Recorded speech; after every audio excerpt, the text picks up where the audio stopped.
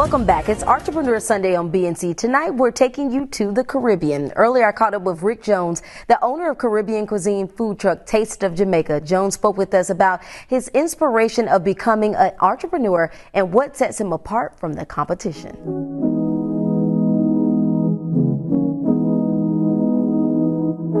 Rick Jones, thank you so much for joining us for Entrepreneur Sunday. Thanks for having me.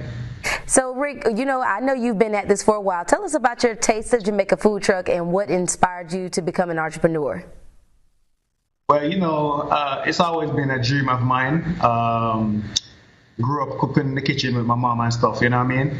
So it's just always my passion being in the kitchen and stuff, And, I was a truck driver and I decided that I wanted to do, step out on my own and take a chance on myself. So here we are today. And so talk about your journey with that. I mean, it was kind of been one that's been challenging in order to get it off the ground. Talk about that. Yeah, it was definitely challenging due to the pandemic and the stuff that's going on, But, with just perseverance and hard work, and just try to find funding and stuff like that, being some of the challenges, but through God and stuff, we are here today, get it done.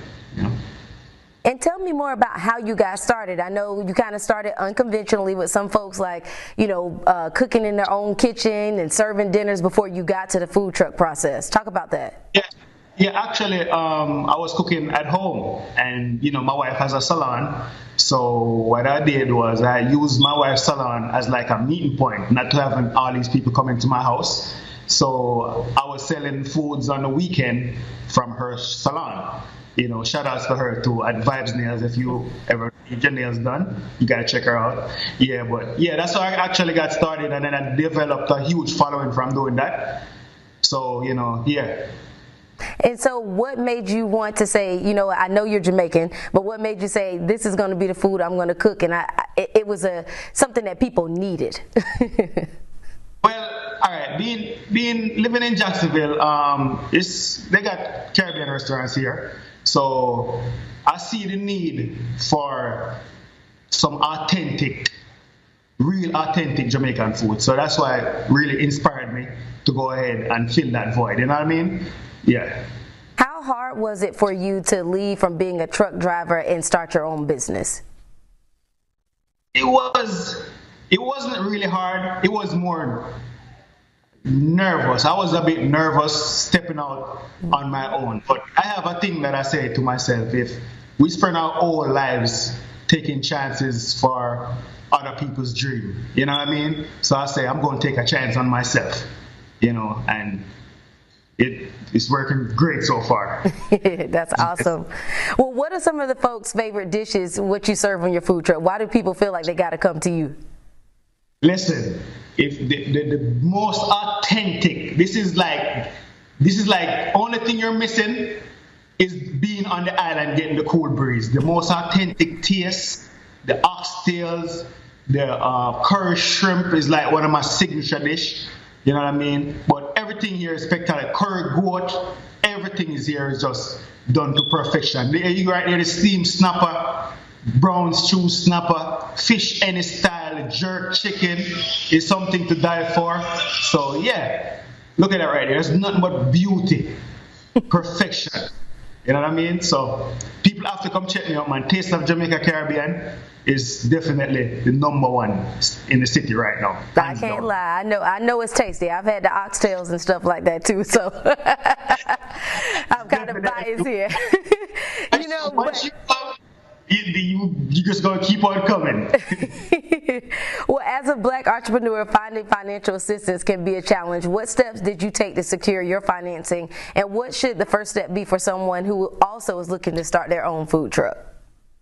All right, so first I would say you have to have a plan, right? We have all these ideas in our heads and we're like, how are we going to? You have to put it down on paper. So for instance, with me, I knew I wanted to start a food truck business, so I started to research prices of trucks, how would I go about to get funding and stuff like that. You have to just take the time out to do the necessary research, because there's a lot of programs and a lot of ways for you to get money out there, but we just don't really know. But you just have to get on the computer, get online, start Googling stuff. We Google all kind of other stuff. So start Googling something that actually makes sense. You know what I'm saying? So yeah, that's basically what I did. Just get online, start searching stuff, doing my research and stuff like that. Finding out the prices, know what it's going to cost just to get the business off the ground. So all these stuff you're gonna, you know what I mean? You're gonna have to know all these stuff